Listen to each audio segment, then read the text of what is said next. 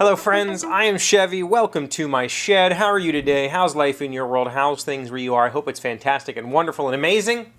Everything here is great. It's a beautiful day and I'm going to game night tonight. An actual, in-person gaming event. Now, over the last year plus, year and a half almost now, I have played games. I have one friend who was willing to come over during this time, and we played games together quite a bit. And of course, I played with M, and I played with my kids. So I've played board games, but I haven't played a lot of the heavier, meatier, more. That's not fair to say. More interesting, more complex games in a very long time. And prior to this, I hadn't been to game night in a very long time. It's been years since I've been to game night. And to put it into perspective for you, here in my local county, my local town, our library has a game night. It's Wednesday nights from 5 to 10. It usually goes over. I've been there close to midnight sometimes because the library personnel that staffs it, he's a huge gamer, and he's the reason why this thing exists. And oftentimes he'll stay late because he wants to play a game or he's enjoying himself. So on top of the library giving us a space to play, they also provide drinks and snacks. And it's a wonderful time. We have a little room on the side where we can put our games so that we can play them whenever we want, and I leave them there. And I haven't done this in a very long time. And I've never talked about it, so let's talk about it. Going back to 2014, there was a really rough time in my life in 2014, and by that point in time, I had devoted my whole life basically to games. I had a family, obviously. I still have a family, but I was dedicated to being a successful gamer, right? Not necessarily a gamer, but like a game maker. I wanted to be a designer or a publisher or work in the games making industry somehow. I was very dedicated to that idea. I was also traveling the country doing those things. And so games were a huge part of my life, but my family life sucked. I was really not focusing on them very much. And because I wasn't focusing on them, they weren't focusing on me. It was, there was a lot of, it takes two to tango kind of thing. So things started to get really rough at home.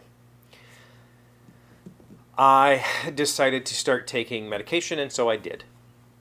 And I took that medication until 2018, so 4 years. I took that medication, and when I took it, I knew that it was going to severely impact me cognitively. It was going to impact me emotionally. That was kind of the whole point. And I accepted those things. What ended up happening was over the next couple of years, probably between the end of 2014 into probably summer of 2015 into 2017, I started really losing the passion. And not because I didn't want to play board games anymore, but just because I couldn't. My brain didn't work the way it used to. And it was very frustrating and difficult for me to play games. It became very, very, very, very hard for me to engage with my friends over games because I'd always been a player that, while I've never been good, my friends are generally better at games than I am. I always felt like I was competitive. Like I was a good person to play with because I didn't throw the games, and I tried my best, and my best was pretty good. And I lost all of that. I didn't care anymore. The medication that I was on stole all of my. It made me so apathetic that it was just like I was just gaming to go through the motions. And the reality of it is, from 2016 really, all the way through to this past year, I was playing because I wanted to be social, because that was my friend group. I didn't have friends. There aren't people in my life that I hang out with regularly, right? Except for that game group.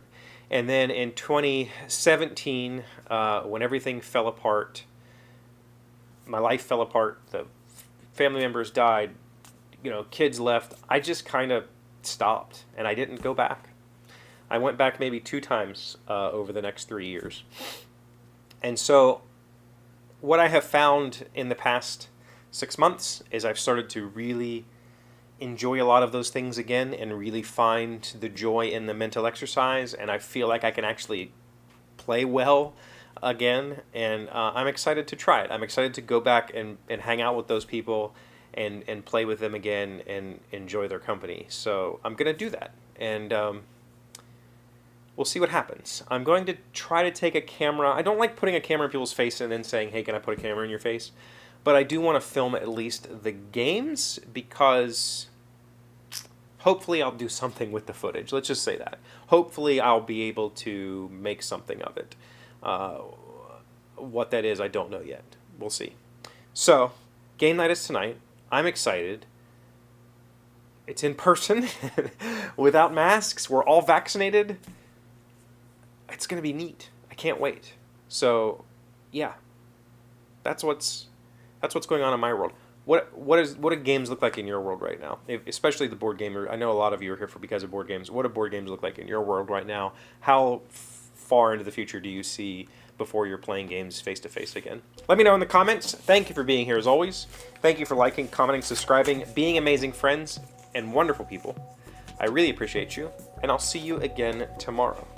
Today's word you should know to sound smart is gazetteer. It is a noun meaning a geographical index or dictionary of places organized by name.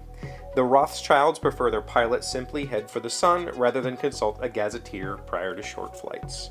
Gazetteer, Gazetteer. I mean, I've heard of a gazette. I guess it's the same thing. I don't get that.